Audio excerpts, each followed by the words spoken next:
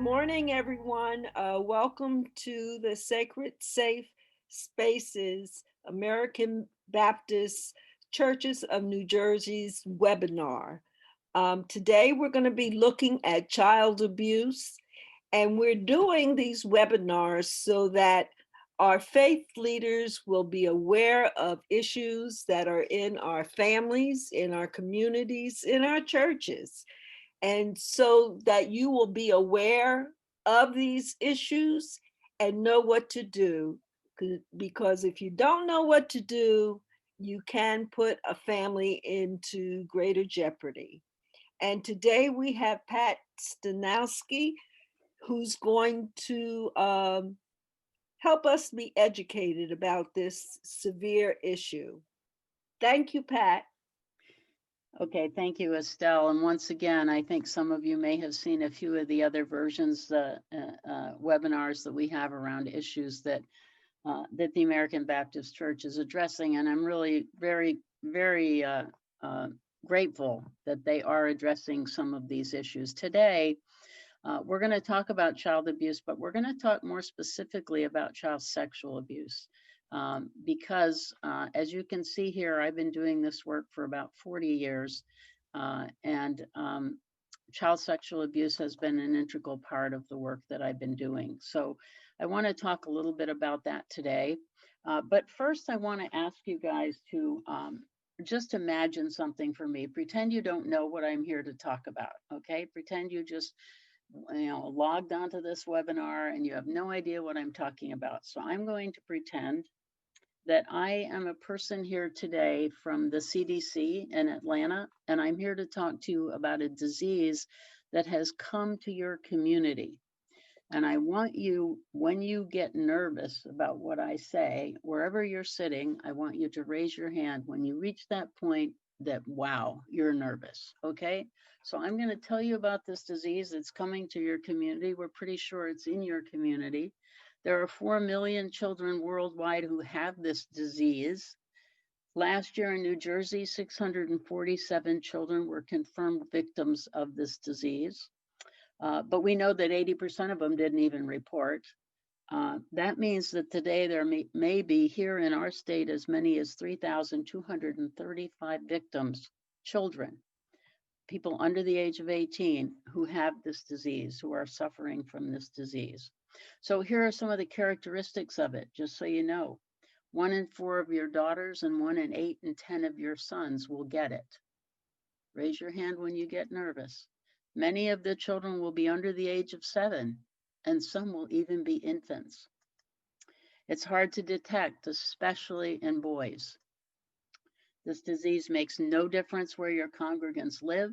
The incident rate is the same. You can't tell by looking at these kids if they have this disease.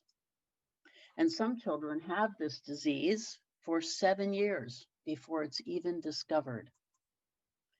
Stomach aches, vomiting, hyperactivity, phobia, nightmares, constant irritability are often associated with the latter stages of this disease. It can be passed on from generation to generation. And it's often contagious. If one child in a family has it, other children might also get it. And many do not seek help because they don't even realize they have it. Others don't seek treatment because there's a stigma attached to having this disease. Look at that family. That's where that disease is. There's a stigma. And many people don't tell anyone the disease is in their family because of that stigma, because they are ashamed. Treatment, very long and sometimes physically and emotionally painful. Have you raised your hand yet? Denial of this disease may lead some of its victims to alcohol abuse, to substance abuse, and even to suicide. Look at this. So what I'm talking about, my friends, is child sexual abuse.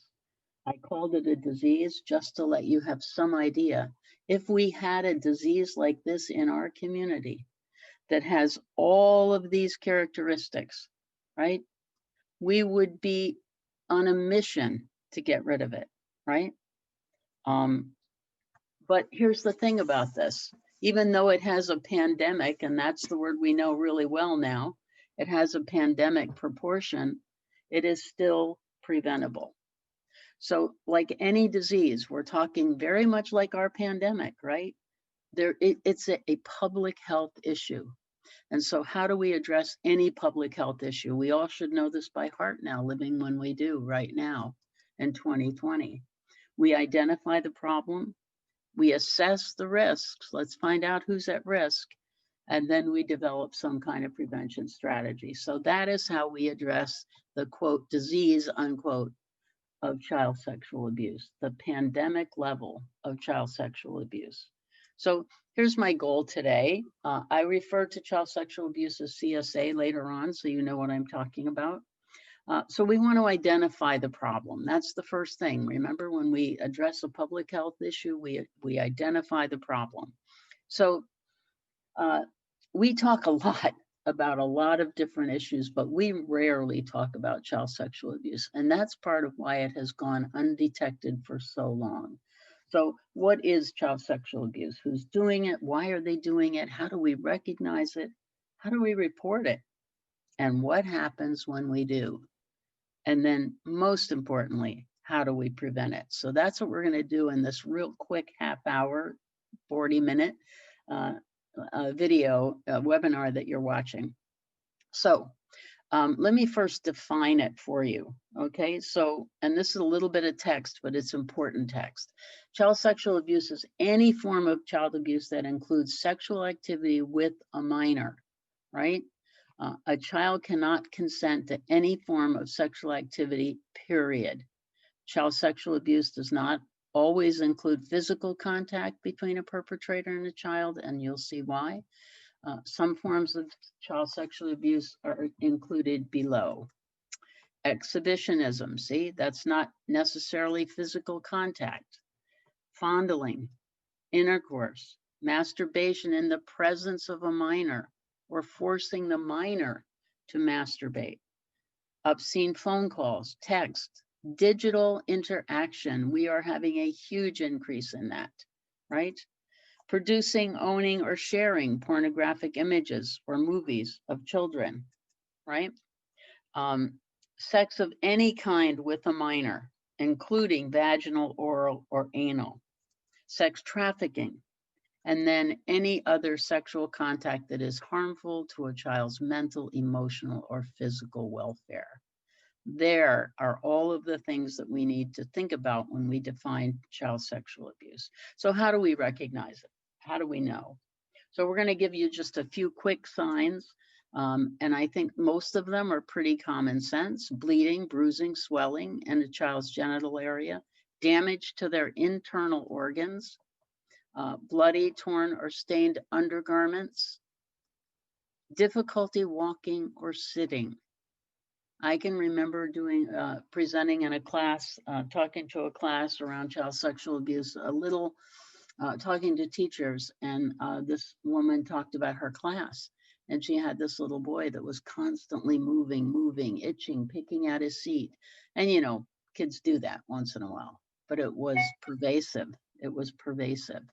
And she discovered this little boy, 4 years old, had been was being sexually abused by his stepfather. Frequent urinary or yeast infections comes from a different form of bacteria enter into our bodies. When that happens, our body immediately reacts. So when a child is molested, there is bacteria that comes into his or her body that body is not used to, and therefore you see frequent urinary or yeast infections. Pain, itching, burning. Some may actually develop sexually transmitted diseases. Gonorrhea, chlamydia is the most common. So those are physical signs, but let's look for behavioral signs, because these are the things that I think many of you may see, because you may not see those physical signs, but you may see the behavioral signs. First of all, changes in hygiene, you know, refusing to bathe or bathing excessively, trying to get rid of whatever it is that is tormenting them. Developing phobias. I remember one child who was terrified of ceiling fans. And that sounds bizarre, doesn't it? Well, because she was being sexually abused, lying on a bed and looking up at a ceiling fan. So she began to develop this phobia because it was a connection to what was happening to her. Exhibiting signs of depression or PTSD, expressing suicidal thoughts, especially true of adolescents. I'm not worthy. I shouldn't be here. I have no use. I'm just a tool for somebody. Has trouble in school, of course. It's very hard to concentrate on your books, on your grades, when you're in the back of your mind is this fear. Inappropriate sexual knowledge or behavior. This is especially true in younger children. Sure, they hear things on TV, but some of the things they say they couldn't possibly have heard, or it's something that should be looked into. Nightmares, bedwetting, overly protective of or concerned for siblings. This is one of the very common things we see. Why?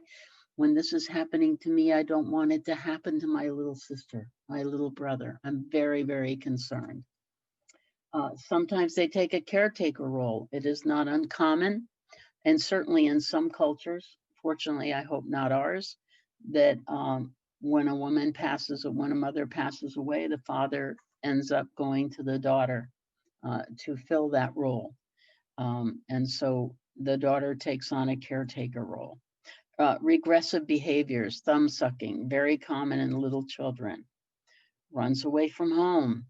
The percentage of children at a place like Covenant House in New York who have run away, huge number of those children, upwards of 80%, have been sexually abused. Engage in self-harming activities. Again, I think that kind of makes sense. It's all about our self-concept and our self-worth. Shrinks away or may seem threatened by physical contact. So those are behavioral signs that you all might very well see. So how prevalent is child sexual abuse in the United States? 1 in 4 girls, 1 in 13 boys before they reach the age of 18. And these are statistics it's a compilation of different sources, but it's pretty hard to find sources that disagree with this number. So who are the offenders? Let's talk for a little bit about that, because that's really important for you to understand. 90% of the cases, it is a family member or someone very well known to the child. And most of the perpetrators are male. I want to stress the next one because it's really important that you understand statistically, this is a factual statement. Sexual orientation is not a factor. Most perpetrators are heterosexual males.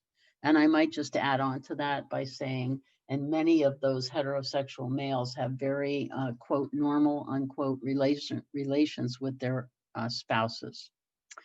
And I want to correct one thing that people may not know. They use this word pretty loosely. The word pedophile is usually kind of thrown up there against the wall to apply to anybody who abuses a child. But actually a pedophile, sex offenders are not pedophiles unless they have a strong sexual interest in prepubescent children. Sorry about that little typo there. They are attracted to children who have not yet reached puberty. Then they are a pedophile. So a little bit more information. The most often reported form of incest is father-daughter and stepfather-daughter incest. However, look at this, 33%, and this has been increasing over the past 15 years dramatically. 33% of the sexual abuse occurs between siblings. And juveniles who commit sex offenses against other children are more likely than adult sex offenders to offend in places like schools, groups, and most of their victims tend to be male and actually younger. So this is where you have older boys molesting a kid maybe in a bathroom. So juveniles have become, unfortunately, a very high population of our offenders these days. So I want to just share the next video, which I think is about why people don't tell. When I was younger, I didn't disclose the abuse that had happened by my grandfather. I had never been educated. that what he had done was wrong. I actually did not know that what he was doing was wrong. Inside, I felt awful for the experiences that I went through. And I was ashamed to say that that had happened to me. Even though I hadn't received any education, I somehow just inside knew that what was happening wasn't appropriate, wasn't right. It's very hard to tell anyone. Think about how when a kid breaks something of a parent's and they don't want to tell, they try to hide it the best they can because they feel like they would be in trouble. My first uncle, I was 4, and he told me he would kill my family and take me away, and I was convinced, and I was just, I can't tell anyone. And my second uncle, I was 12 years old. I was older, but I just still had this fact that he convinced me, your mom's not going to believe you. And I know my mom. She doesn't listen to me. I really didn't feel like I had the confidence in anybody to trust them with something as private as that. I think had I had confidence in someone, I would have been more likely to have shared with them what I was going through. I kind of wanted to avoid having to tell someone something that I felt was my fault and embarrassing because I let him do it to me. So I didn't feel like I had anyone to blame but myself. I just didn't have that trust in people that they would get it. So I wanted When I was younger, I want to just share with you the main message in this is about finding someone they trust. Again, in all of the presentations I've made for you folks, I tell you how important it is for you to listen carefully and believe, and then help those children understand, or those young adolescents understand, that you believe them and it's okay. And you will, as we see later in these resources, help them find some help, right?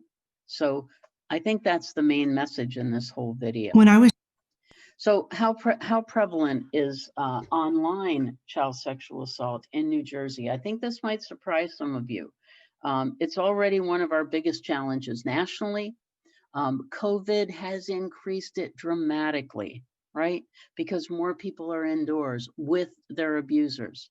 And children are spending far more time on the internet than they ever did before. And that is a huge way for online pornography and child sexual abuse to occur. So through October 9th, these are current New Jersey statistics from the New Jersey Department of Children and Families. New Jersey has received 5,251 reports of online child exploitation. And look at this, a 75% increase from that same point last year. That is alarming, and something that perhaps we need to address. Maybe you need to address in your conversations with congregants, sermons, whatever it might be. So what are the risk factors? Remember, we did all the 3 ways that we eliminate a public health problem. We identify the problem, which I've kind of helped you do. Now we look at what the risk factors are, and then thirdly, we look for prevention. So what are the risk factors? There are individual risk factors, and then there are family risk factors. So the individual risk factors, which kids have very little control over, is that children under the age of 4 are most in danger for child sexual abuse. And then really a stress here, special needs children. Anybody who needs to have a caregiver, whether it's from a physical disability, a mental health issue, a chronic physical illness. These children, particularly, just imagine a child who is nonverbal in a wheelchair, prime target for a sexual abuse predator. So these special we need to talk to as much as we can and make sure they're safe and ask them if they feel safe. If there's anybody that doesn't make them feel safe, really important to have those conversations.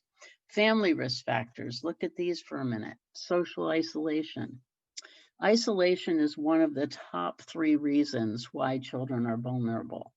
Um, the expression, what happens in Las Vegas stays in Las Vegas, is also true in the home of a child who's being sexually abused. What happens in that family stays in that family.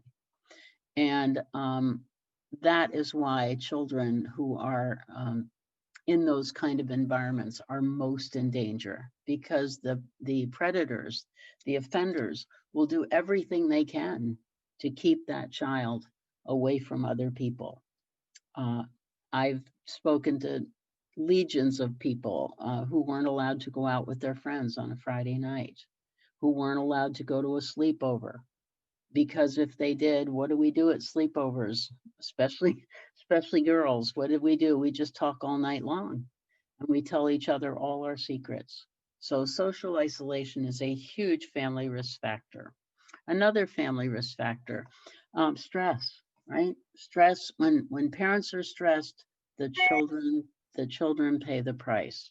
So family stress comes from a lot of things, and you see here separation, divorce. I think the pandemic is a huge cause for child abuse, and particularly if we're talking about child sexual abuse, yes, because the offender is home all the time with that child. And violence, including domestic violence, which is also one of the workshops that we've done for the American Baptist Church. And also parenting stress in the sense of poor parent-child relationships, negative interactions, a family that just doesn't communicate, doesn't let the kids know that they care about them, doesn't have that strong, solid foundation that our families need in order for our kids to thrive. And when there's a crack in that foundation, that becomes a risk factor for all kinds of abuse, and certainly child sexual abuse as well.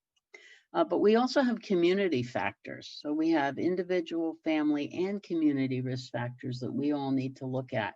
And here's one that we're talking about right now. Many people in the community, and hopefully after you have this webinar, you'll be a little bit more aware of what needs to be done, or how to recognize these kind of problems. But that's what we're doing today. We're helping increase awareness, because when people aren't aware of something and they don't recognize something, then it just becomes invisible, right? So not only do people need to know how to recognize it, but they need to know what to do. So that's a community risk factor. And also, I want to just spend a couple of seconds or minutes, whatever we have, on talking about the stigma attached to child sexual abuse. We find it really hard, for the most part, people find it really hard to talk about child sexual abuse. They can talk about children being battered. They can talk about domestic violence. They can, as leaders in your church, can stand up in front of the congregation and address those issues. But to stand up and address child sexual abuse is more uncomfortable for many people. And so my advice to you is to get with the program.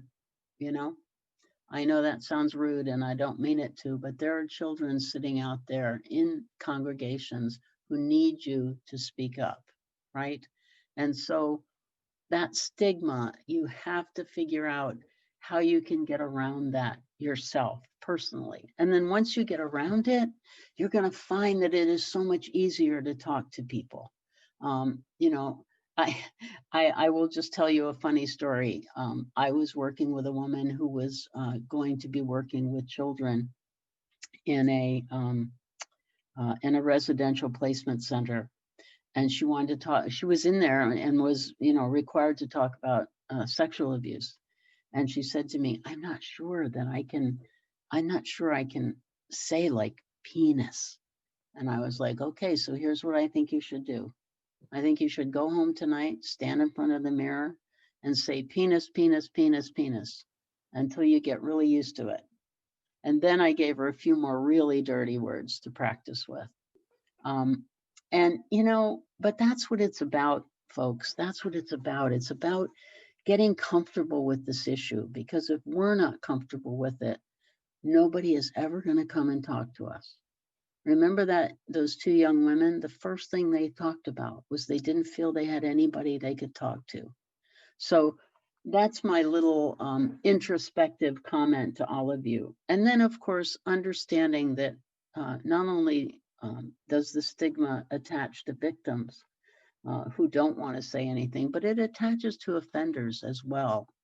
And I think that's a really important piece that we're going to talk about just a few minutes. I want to just see if I think I put, yes, we're going to talk about the offenders in just a few minutes.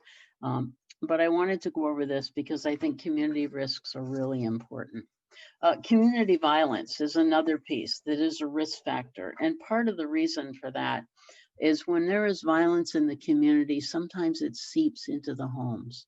And we all know that and we see that. And so anytime there is community violence, there is a much more likelihood that there may be child abuse and neglect within those families. Concentrated neighborhood disadvantage, right? High poverty, high unemployment, and high density of alcohol outlets, meaning liquor stores, right? This leads to stress. And we've said this before, you know, people don't abuse their children because they're poor. Poverty creates stress, and stress is what creates an environment for kids to be hurt. And so oftentimes, poor people are criticized for this. And, you know, poverty creates stress for us. It's hard. It's hard not to have food, hard not to have enough money to pay the rent. And we know that now more than ever. And that stress creates an environment where children can be at risk. And poor social connections, that's connected to isolation, right? If families don't have good social connections, they get out, they see things, they see other people, they talk to other people. That and as a community, if we don't allow that, so what I'm saying to you folks, as folks in the church, is how often do you allow for people to connect to each other? What kind of environment, what kind of meetings or social gatherings can you establish so that these families can get out and see each other and enjoy being with other people and learn from other people? So we talked about identifying, we talked now about risk factors. Now we're going to talk a little bit about how we can prevent child sexual abuse, because it is preventable. And I want you to believe that. If you don't believe it, you should stop watching the webinar right now, because there's no hope. You have to believe it. I have to believe it. I've worked in this field for 40 years and I still believe it. I believe that we can prevent child abuse and child sexual abuse particularly. So how do we do that? We have supportive networks that I just spoke about, connecting people. We have help for them when we know they need help, if they need food, if they need someone to talk to, if they need clothes. Any time that we can offer concrete support, and I underline the word concrete, don't ever ask a family, let me know if I can help you. Anything, I'll do anything, just let me know. You have not set any parameters for that person. They have no idea what that means. Concrete things. Are you going to pick up my kids at daycare today? Are you going to make a meal for our family tonight? What does that mean? You'll do anything. So concrete. Ask the person, how can I help you? What do you need? Nurturing parenting skills. You know, so oftentimes child abuse in general is the result of us just not knowing how to parent, right? We need to learn so much more about parenting. Put up signs, put things in bulletins, help people understand developmental levels of children, right? Understand what to do when a child drives you crazy, which they do. You know, learn how to say, I'm going to go in the other room right now. When I come back in, I'm going to deal with this, right? Yourself, take care of yourself, and parenting skills will increase. Stable family relationships. Yeah, we will be able to prevent child sexual abuse if we can establish some kind of family relationships. So all of these things I'm saying to you, I could sit down with each of you right now and probably think of 10 things you could do under each of those. So what I want you to do with your congregants, with the folks that you work with, is to do that. Sit down and say, how can we increase parenting skills? How can we make families have a better, closer, more communicative relationship? And household rules and monitoring. You know, children need structure. And when children have structure, they function better, they thrive better. And obviously, when parents are employed, and when we have education for those parents connected to those nurturing parenting skills. And I can't emphasize enough how important adequate housing is. You know, all of these things, look at all of these. These create stress, right? Access to health care, right? To social services. And somebody outside the family, here we go, this might be you, someone outside the family who can be that role model, who can be a mentor to those children. Those are ways we prevent child sexual abuse. So what does that mean to you folks? I think this is really important. What can it do? What can you do as a member of the clergy? Well, first of all, you can speak up and speak out. And I say this all the time. When you're giving sermons, if that is something you do, if it isn't something you do, then this may not apply to you. Maybe it'll just apply to your interaction individually with people that you know in your church. Having someone stand up in front of them, a person of authority, and saying, this is wrong. Anyone who is a victim, I encourage you to come and talk to me, to talk to someone else if you're not comfortable, but it's wrong. It's not right. Conferences with families that are stressed, right? Public information. I say this every time I do a webinar, bulletins, flyers, any kind of communication on a website. If you have a website, devote a portion of that website to child sexual abuse or child abuse in general. Messages to children in Sunday school about safety and body rights. And you know what, guys, it doesn't have to be explicit. It can just be, here's a real easy one. All children have the right to be safe, right? That's what we talk about. And I can tell you how many times I've said that to thousands of children over my 40 years. You have the right to be safe. Tell me if you feel safe. And I can't tell you how many ways children define safety. Sexual abuse, neglect, drug and alcohol addiction, domestic violence. They talk about all of those things because they fit within that child's world of safety. They fit actually outside that child's world of safety, but that's how they define it. So you don't have to say anything. You don't have to say, is there domestic violence in your house? No, you don't have to say anything. You just say, are you safe? Are you safe? And see what happens. So let's talk a little bit now in a more professional way for you as a reporter, because I think this is something really important.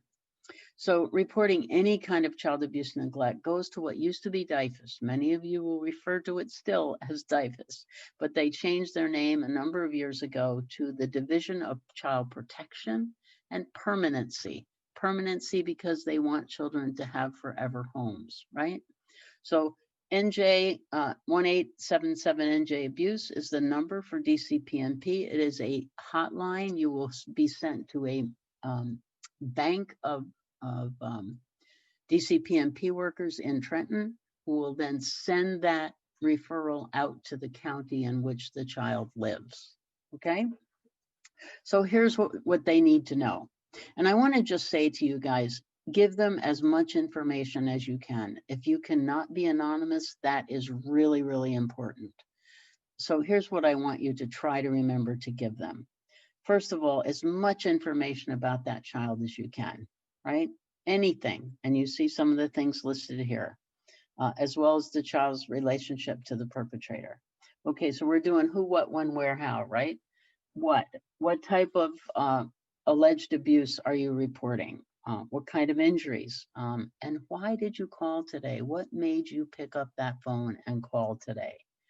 And when the alleged abuse happened, did it happen last week? Does it happen only in the summer? We've had, sometimes DCPMP workers have a little bit of time to react because let's say this child is being abused by a camp counselor, right? Or let's make it a family member, because it could be a camp counselor, but let's make it a family member that they only see when they go out for Christmas, right? But Christmas just happened, so we have a little bit of time to get that perpetrator and to work with the authorities around finding out where this perpetrator lives and how to get to that person. If it happens every day after school, they don't have time. They need to go and take care of that child. And that's called imminent danger. That child is in imminent danger. So where did this happen? Where's the child now? And does the alleged perpetrator have access? And that's what I just finished explaining to you. So maybe if they don't have access for another month or so, DCPMP has a little bit of time. And how urgent is the intervention? Is there the likelihood of what I just said to you in imminent danger for that particular child? So I want to just take a few minutes because I know that everybody knows about Megan's Law and everybody knows about the registry. And unfortunately or fortunately, you can go online and look it up and click on your neighborhood and find out who lives there. And you can tell by the tone in my voice that I think it's dangerous. I think it's dangerous to the victims because they're automatically identified if it's in the home, which is most often the case. So you click on this person's face and you realize he's an offender and he committed incest with his two daughters, right? Now those two daughters, it is very clear to everybody that that's where he lives. And so the assumption by everybody is that those two daughters are victims. And so that's part of why I don't like the registry. I also think that once somebody, there is a lot of good treatment for offenders, and the recidivism rates in New Jersey are incredibly low. So people do not reoffend after they've been treated. There's always going to be the few that do, and those are the few that we hear about. But I want to just tell you about Megan's Law so you understand a little bit about the levels. So tier 1 is the lowest level. So notification of a sex offender is given only to law enforcement agencies. Nobody else in the community knows who this person is or, where they live. If it is a tier 2 offense, so these are, as we begin to have child sexual abuse increase to different levels, the risk level increases. So in addition to law enforcement, you will find that schools are notified, licensed daycare centers will be, maybe if they go to summer camp, and any organizations that are registered as community organizations. So you might have a Y or something of that sort. And then if it's a tier 3, pretty much everybody that I just mentioned is notified, as well as the public. So that is where you may find some police officers, depending on the community you live in, may actually come and identify someone for you, someone who perhaps lives next door or is in the immediate area. So I wanted to just take just a few minutes to explain that, because I think when you talk about child sexual abuse, Megan's Law is really, really important for you to have an understanding of. So here we go. Last but not least, I assume all of you that are listening to this webinar are religious leaders. So what can you do? First of all, you can learn more. And I think I'll stick a little other word in there. You can get used to this topic, right? Get accustomed to talking about it, to thinking about it, because you need to. 1 in 4 girls, 1 in 13 boys. You need to. Speak up, talk about it, right? Speak out against it, right? And I think most importantly, get to know the resources in the community so that if you do have to make a referral, you can do it because you know the person, you know the person's face. I say this all the time. Call your local DIFAS, I did it, your local DCPMP office, and get to know people there, right? Not the hotline, the local office, and get to know people and say who you are and say you have a congregation and see whether or not you can establish a personal relationship. So, God forbid you have to make a referral, you know somebody you could call. Okay. So for me, I have more than extended my time with you. I thank you for listening. And I hope in some way it was helpful to address this really serious public health issue. And I will turn this back to Estelle and Eric and thank each of them for inviting me to do this with you today. Oops. Thank you, Pat. We really appreciate you. And on behalf of all of us at ABCNJ, thank you. Just before Estelle signs us off, I did want to mention we have a great series, a 3-part series focusing on parenting and understanding ways that we can strengthen families. That's a good addendum and is helpful to all families that Pat has done for us. So those are recorded and available. And I wanted to mention that as just something else that's in the toolbox to help our families be strong. Anything else you want to add before we sign off, Estelle? Nope, well, you're muted. Okay. I'd like to thank Pat for the great information that she has given us. And I'd like to thank the viewers for tuning in to receive this knowledge so that they will be prepared to create sacred, safe spaces. All right. Thank you. That's a wrap. Thank you so much. Thank you.